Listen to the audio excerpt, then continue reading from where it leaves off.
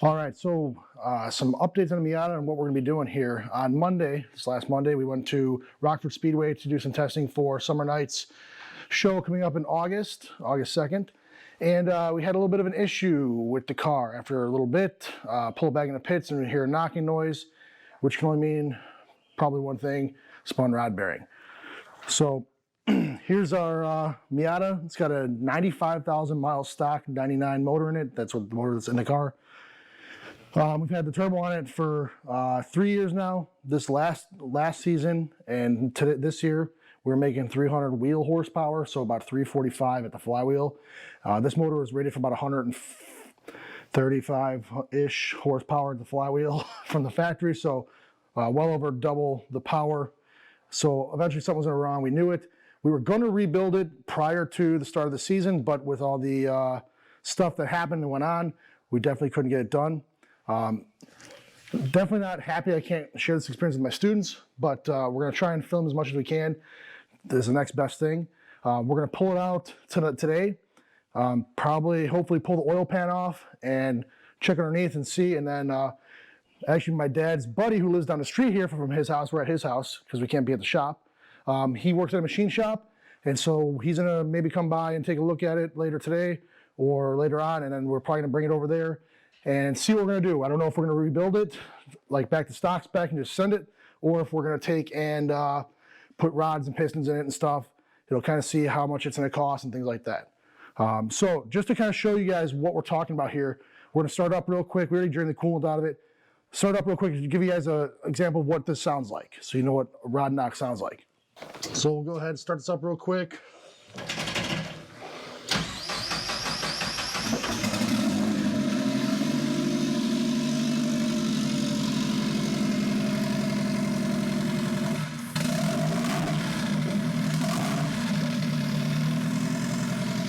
That's real hard to hear right now.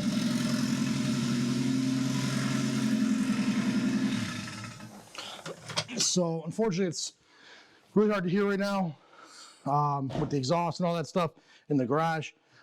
You would hear it. It's making a good knocking noise from the lower end, which when you give it throttle, the knocking increases with RPM, which is typical of a spun rod bearing typically. So we're going to go ahead. We'll get going on this. Rather than bore you guys with all the details of all the other in-depth videos I did with this, I'll just show you the time lapse of this. This is just us getting the radiator out, all the wire harnesses disconnected. The battery was disconnected prior to this. Jacked the car up, got it ready to go. Got underneath the car, got the trans bolts out, got the engine hoist hooked up, got the motor pulled out, and then we had to get ready to put it in the stand, so we got the clutch off. Then we had to get the little dowel pins out.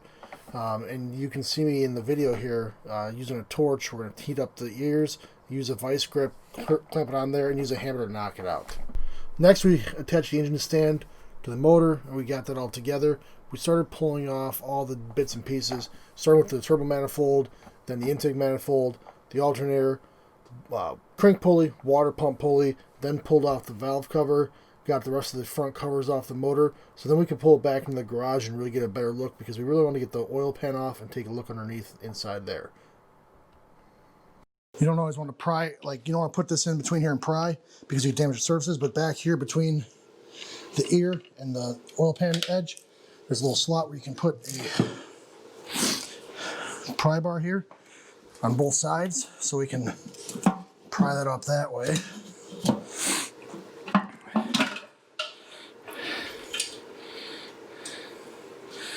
All right, now let's grab a flashlight here so we can see what we're looking at.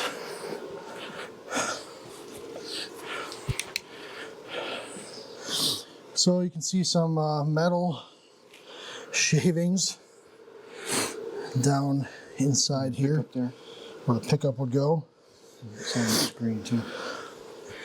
Look at the pickup tube. There's some metal chunks there. There's a chunk of metal up here. That's gasket material. Oh, it's just gasket material. That's gasket material. That's bearing. So, Pull the windage tray and pump. And yep. So we're gonna take next step here is to take off the oil pump pickup tube here and the windage tray. Once we get those off, then we can see inside there and evaluate it further. All right, so oil pan is off, and start looking around. Nothing looks too crazy, but you notice on the throws on the counterweights or on the crank, you can see those shiny parts where there's not the varnish kind of built up on there. Those shouldn't be there. If you look at these over here, there is none. Now, if you look down this one, down here, those throws, the counterweights will go right up close to the piston, the wrist pin, but not touch it. If you look down here, it might be kind of hard to see. There's shiny spots on where the wrist pin goes through. That shouldn't be there. This shouldn't be there. So likely assume that rod 4 is the one that's spun. So we're gonna go ahead and spin this over. Oh, no play. There's no play. There's no real discoloration here,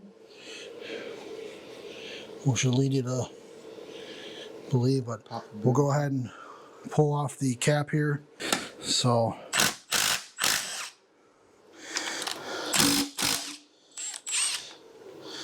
moment of truth here. Ready? Yeah. Wow. Rod bearing looks like it's in good shape.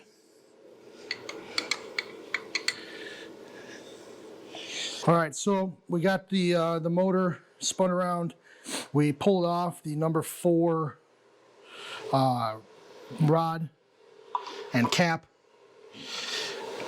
So, you know, I think I showed earlier, if not, you can see there's some wear on the crank here and there's some wear on the top of the piston, which shouldn't be like that. It should look like this one here where there's nothing on there, all varnished. Okay, so pulled the rod cap off. Rod bearing looks like a 100,000 mile rod cap bearing should. Actually looks in pretty decent shape. So then we pulled the rod out and we found this. So if you can tell, that's bent, bent rod. So we bent rod number 4 in here, and what that did is that allowed the counterweight on the crank there to hit inside the piston. So you can see there, that's where we're hearing the knocking noise. Okay, it was RPM dependent, and at the beginning of this video here, we started up and I told you we couldn't hear it. Well, part of that could be because the motor's cooled down now, was cool. Wasn't hot, so remember, metal expands, it gets hot, so if it gets a little bit longer, that's going to change the length of this rod, which can cause that to hit there. That's what that knocking noise was the bottom of the piston hitting on this counterweight here. Overall, this is actually a really not bad way to blow something up. It could have been very bad if this rod were to have snapped. So you can see how it's bent, it's not straight. If it were to have snapped, that rod would hit the side of the engine block, could blow the side of the engine block out. Then oil gets all over the track, then it gets under your tires and you end up crashing, which is not good. So, and then you have to buy a new block and everything. Pretty much once you break a rod, you trash the motor. It's pretty much a done motor. I've not seen very many cars that trashed a rod and were usable again. You might get away sometimes with the crank being okay, but that's about it.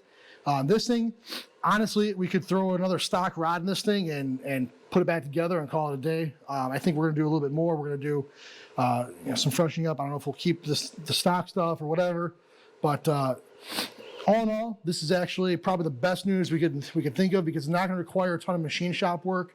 You know, that's where it comes a lot of time, is the machine shop work itself, by having to grind that crank or fix different things inside the engine. This can be torn apart, hot tanked, cleaned up. We can probably just do a hone on it and be back to business. So all in all, not bad. We're going to pull the other ones out here and just see how they are, but overall, like I said, I am actually very happy that this is the only thing we had was just this bent rod. Just to illustrate how to pull a rod out, in case you don't know. So what you want is, these are called the throws of the crank here. This is where the connecting rod attaches to, right here. So there's throw, throw, throw, throw. The rod attaches to what's called the rod bearing journal here. or the rod journal. That's a nice shiny surface right here. So what you want to do is you want the motor flipped over. We want the rod at what would be bottom dead center so that this throw is all the way facing up towards you here. Okay. Now, these are 14 millimeter. So we're going to go ahead and pull those off. Now the rod cap here should pop off nice and easy. Now, if we look on the edge of the rod cap here, over here, there's nothing on it. This side there's like a 1 and there's a little like hash arrow on there. That tells you what side of the rod goes, the cap goes to the rod side. So the rod caps and the rod are actually cut and honed a certain way where they have to go together this way. You can't flip it around that way. So next thing we're gonna do, we're gonna use these from Clevite. These are little bearing covers. At school, I actually have some fuel hose that has a metal rod inside of it that you can use the same thing here. What these do is they protect the crank when you push this out so that none of the threads on the rod bolt actually hit on the crank and damage it. So what we're gonna do is we're gonna take and I'm gonna put one hand underneath here, use my other hand here to kind of push this out without hopefully hurting myself. And we'll pull it out, and here we go. This one is bent as well, looks like. Yep. So it looks like we just bent a whole bunch of rods, which sucks, but it's the best thing that could have happened. Now, if we look here, there's nothing. If we flip it on this side, there goes the bearing. You can see there's like a G, and then there's a little line. And when you take, bearings were stuck on here. That bearing was a little worn out. Now when you take these, so that I and the G, and then that line here lines up, that's how you know you have this back together the correct way. All right, finishing it up, got them all out. We found out, like I showed it before, 4 was bent, 2 was bent as well, and the bearing was a little messed up. 1 and 3 looked okay, so not bad overall. I mean, the crank spins nice and freely. We'll wait to pull the crank out and stuff till we get the machine shop involved at this point. But everything else is, I mean, the crank throws here, the rod journals look good. They're not like wholly scratched or damaged. If we come over here and look at the pistons, here's number 2. Has like a, might be kind of hard to see, a slight bend to it. Nowhere near as bad as number 4 is. So here's 4, here's 2. If we put 3 in the mix, 3 actually might have a slight bend in it. Number 1, I don't see, looks okay. It's hard to kind of tell. Once we get these apart, if we pull them off, you could probably see it better. But 2 definitely bent, 4 totally bent, 2 a little bent, 3 looks okay, 1 looks okay. The bearing in number 2 just fell out. It looks a little crusty, not very good. So overall, not too bad. Like I said, it could be way worse than this actually is. But we'll update you more as we go. This will conclude today's part, and then when we get to the machine shop, I'll be doing a lot more filming there of what's going on and how we're fixing it. Thanks for watching. If you enjoyed this, you liked it, go ahead, smash a thumbs up. If you hated the video, go ahead, smash a thumbs down twice, show me if you hate it, and I'll catch you guys next time. Thanks.